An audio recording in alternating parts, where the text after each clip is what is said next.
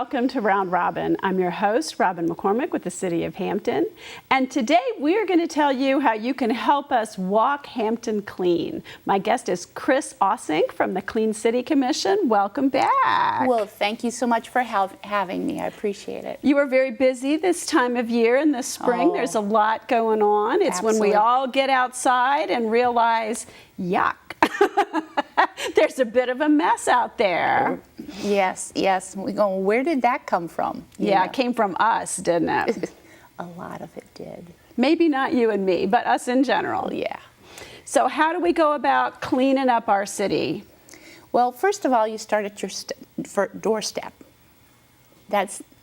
And what a wonderful way to get out in the fresh air and walk your neighborhood, walk around your church grounds, walk around your school, walk around your business and your parking lot, and just take an inventory of what's there and bring a stick.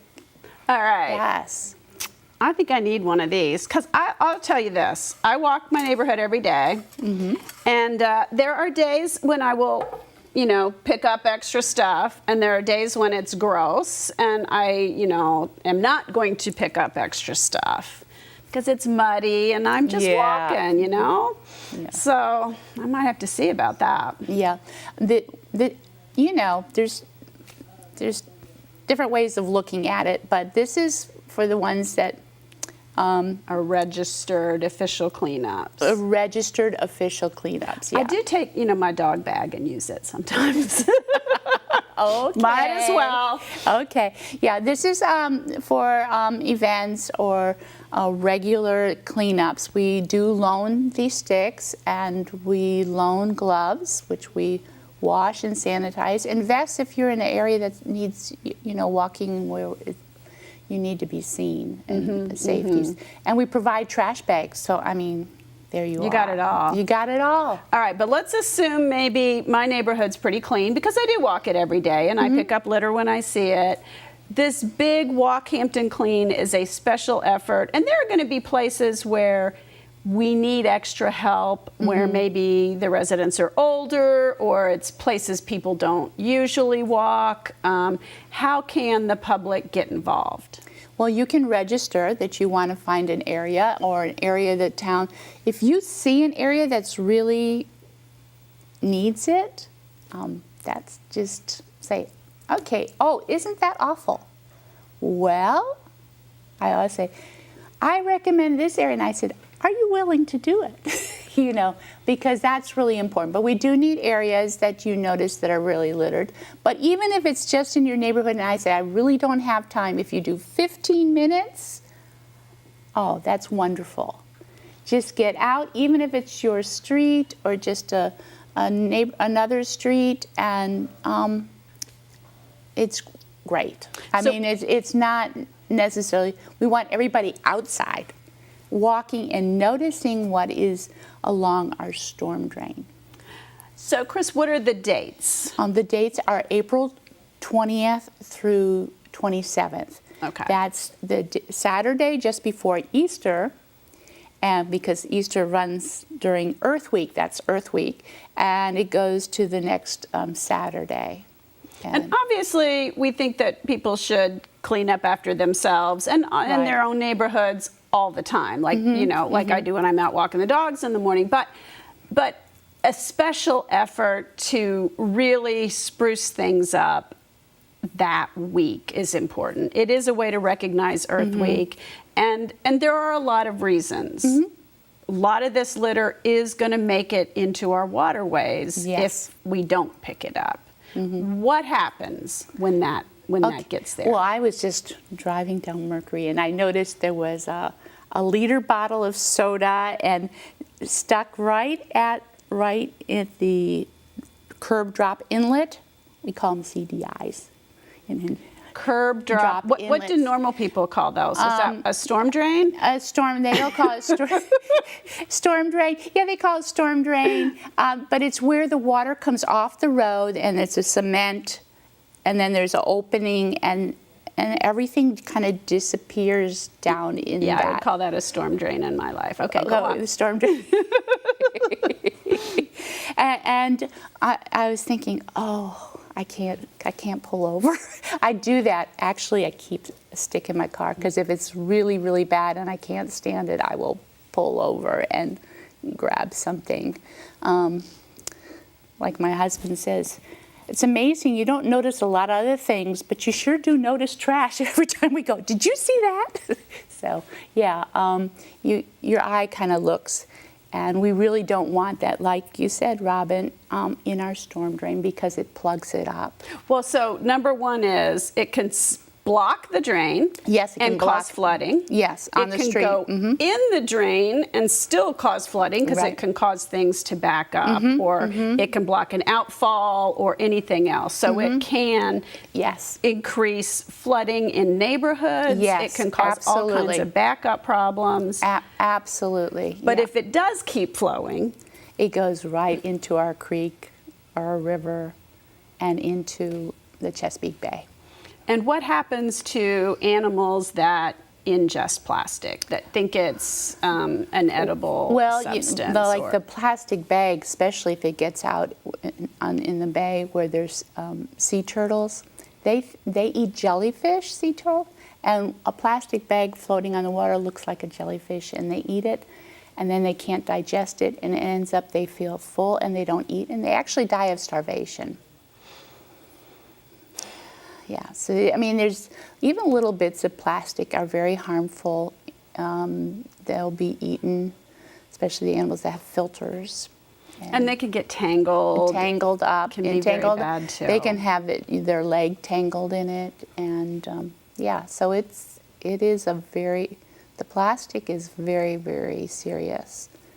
And also the cigarette butts too, because it leaches the toxins in the water. So we do know that cigarettes are not good for people.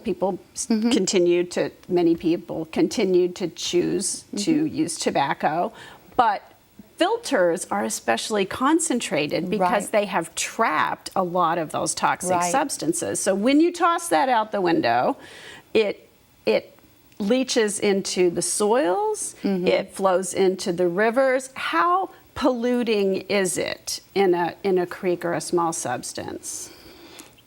When you multiply it, every little bit, yeah, it is.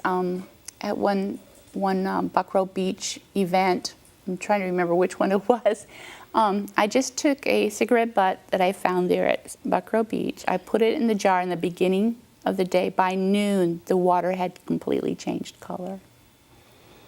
So it leaches, yeah. So it is so serious. So people really need to not throw those. Yes, absolutely.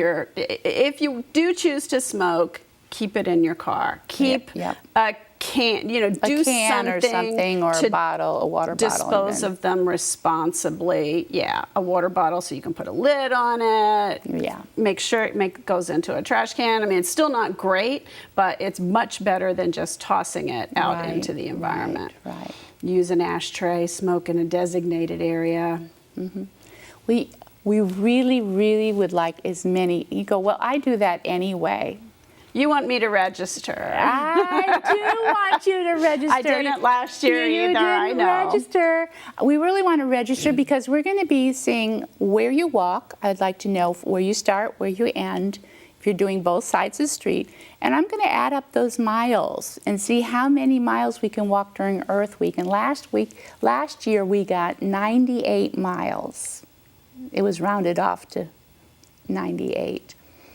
And I would really like to pass 100. So we're going to top that this year. Yeah, and we some want to miles top are it. very intensive. I think if you're cleaning up a playground area Yeah. or something like that, little kids might not be walking as much, but there tends to be more trash accumulating in those public areas. Yeah. Even though there's trash cans, Yeah. and in a neighborhood that's pretty well kept, you might not see as much. But you're still walking. You're walking. You're still walking. That walking and is you're good. looking and you're taking care of your surroundings. Well, one thing I would really like our walkers to do this year is just to make note of if you notice that there's a storm drain that's broken or a pipe there's erosion, just kind of make note of it for me, because about 2 years ago, I think it was 2 years ago, I had a goal of walking across Hampton.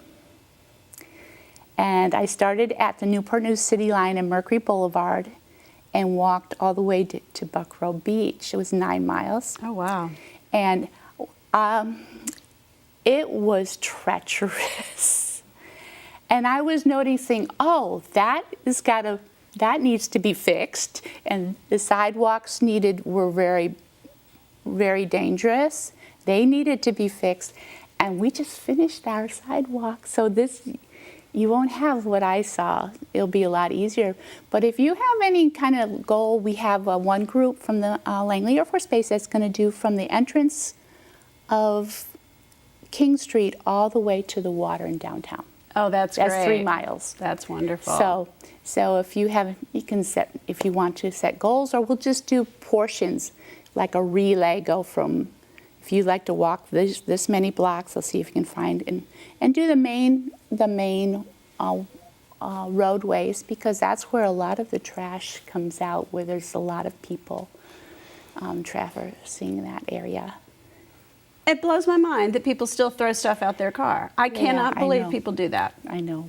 We should not have to do this. This should be accidental things. And let's remind people too, so when you are putting things in your mobile toter for the trash people to pick up, it does help to bag it and tie it. If you leave things in there loose, they're more likely to spill out, to blow away. And if you overfill it so the lid doesn't close, the minute they pick that up, those things are going to come flying out. It is not the fault of the trash person. It is your fault for overfilling your trash bin and for not bagging. I mean, you can blame anybody you want. And if you put bulk stuff out, it needs to be big bulk stuff. You can't put loose things in a cardboard box that sits in the rain and expect that there's not going to be stuff left over. And also, let's do a better job. The only thing where that doesn't bag it is the recycling bin. Do not bag recycling. Yeah, because those plastic bags get caught in the rollers of our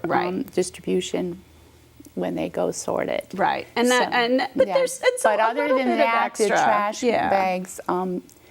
And sometimes, but don't overfill your recycling, because that's where the plastic starts.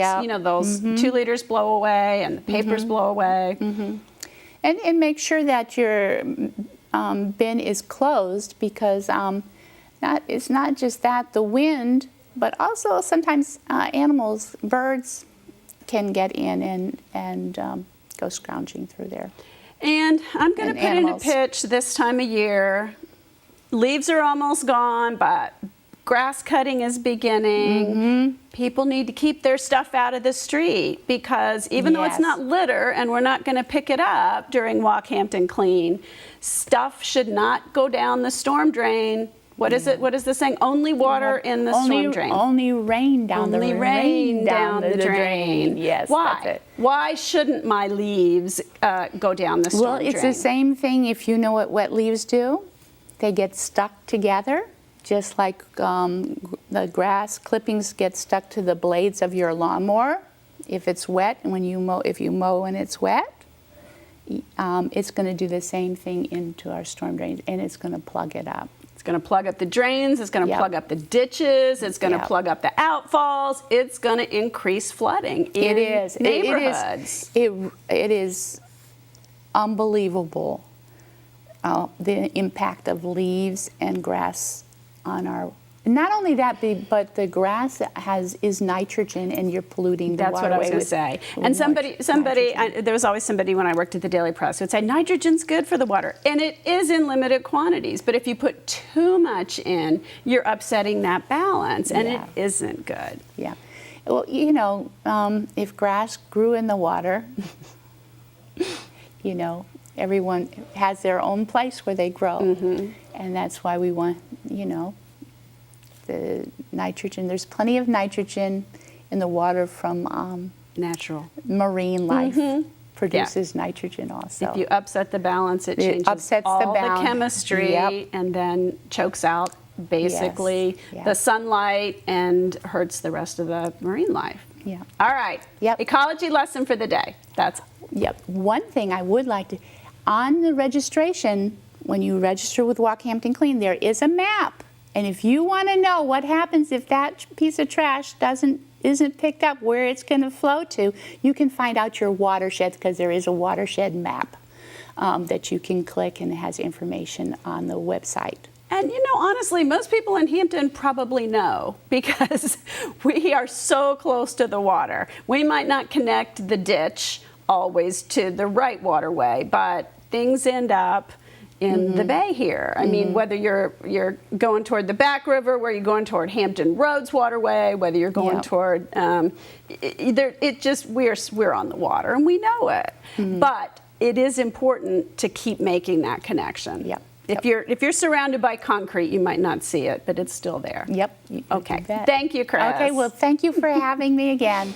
And sign up. Okay. We're looking for you. All right. Thank you for watching. Please do sign up. It is hampton.gov/HCCC.